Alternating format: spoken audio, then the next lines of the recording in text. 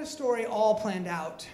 And then last Thursday, my grandpa went to the hospital. And he's actually been rushed to the ICU tonight. So it sort of changed my perspective. And it really got me thinking about him and his role in my life. So this story is for him and about him. And it's called Ghosts. Before I get into the story, a little disclaimer. I don't necessarily believe in ghosts. You know, I think our mind can trick us, but at the same time, I'm open to any possibility. Never really know. And I have had a few experiences that I can't exactly explain. So I was lucky enough to be raised by a wonderful mother and a wonderful father, who was my stepdad, but he was my father. And then I also had my actual dad as well. But then on top of that, I had my grandparents. And I would hang out with my grandparents every single weekend. I mean, I was always over at their house. They were my safety net. They were the ones who encouraged me and kept me going. Not that my parents didn't, but just in a different way, they nourished my soul. So as I got older, I wasn't able to spend as much time with them because I had to get a job and I had rehearsal all the time or practice. And my grandparents knew that I wanted to still be with them, so they would try and come up with any way that we could spend some quality time together. And my grandparents, they both worked full-time jobs, but they also had part-time jobs. They would do some lawn care, clean houses, and they would tell me about all the different experiences they had doing this. And my favorite story they would always tell was about the ghost house. Now, the ghost house was owned by this elderly lady who had a decent amount of money, and I think she lived somewhere in Jozsa County, somewhere around there. And the house was a nice house, pretty big, ranch, and her husband had passed away a few years before this story took place.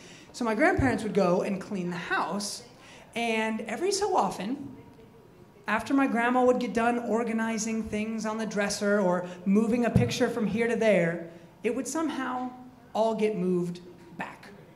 Or they would hear a door slam. So, you know, they told me these stories, and I was more intrigued than anything.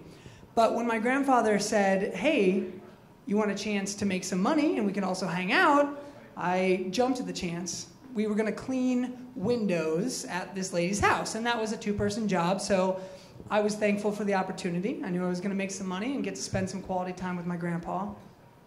We went to the house, got to work. I spent most of the time outside in the morning, washing the windows on the outside. Grandpa was outside and inside, but around 11 a.m. we switched places, and I went inside. And this was the chance I was looking for. I would explore the house, and I was going to figure out whether this ghost was real or not. So I looked all around. I was looking at those pictures my grandma talked about. I was looking at the dresser. Nothing seemed out of place. So I went back to washing windows in the house now. And my grandpa was on the other side of the window that I was washing. When I went back to the bed in the spare bedroom where we were washing the windows to grab some extra supplies, and I heard the kitchen door, which was just down the hallway, open, close, and then I saw, out of the corner of my eye, movement. So I looked, I figured, oh, my grandpa must have come around the house and gone in the kitchen. So I was like, hey, Grandpa, what are you doing in here? And I heard something respond, but I couldn't quite understand what was said. And I was like, hey, Grandpa, what are you doing? Next thing I know, it's my grandpa tapping on the glass. What are you doing? Get back to work. Well, now I'm a little frightened, and I said, Grandpa, you were just in the kitchen. He's like, I'm not in the damn kitchen. I'm outside washing the windows like you should be doing. So I finished washing the windows, and once I do, I run back into the kitchen to try and see if I can find this person. Because again, I swear I saw a person, I heard a person, I know I heard the door open and close one time. I didn't hear it again, so whatever came in never came out. And we were alone. There was no one else there. My grandma was still back in Cuyahoga Falls, and the woman was off doing errands, and she wasn't going to be home until that evening. So I was freaking out, and my grandpa kind of realized that, so he took me aside and said, why don't we take a lunch?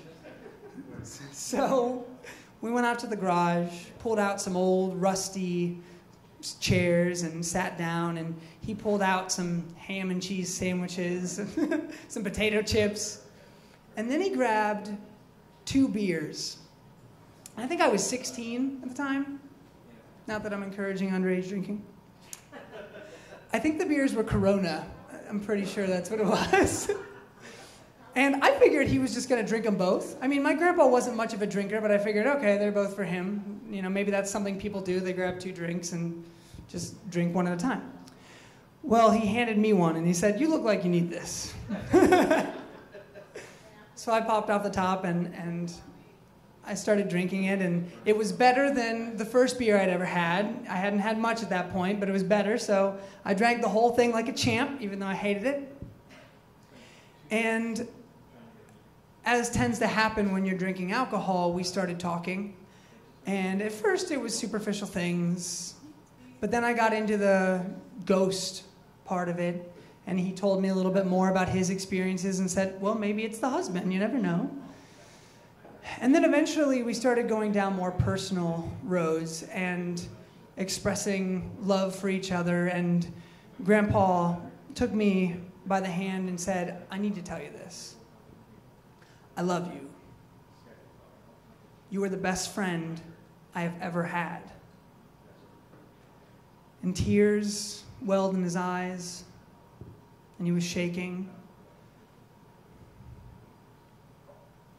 And that moment holds a lot of meaning to me. And you know, I got to thinking about the ghosts, or the ghost recently. And maybe it wasn't a ghost, maybe it was my imagination. Maybe it was the husband who was a grandfather himself. But I honestly don't know if it matters. I think the reason that ghost was there was to help make sure that that night, that event, would stick in my head vividly for the rest of my life. And I would always remember that I was my grandpa's best friend and he was mine. I love you, Grandpa.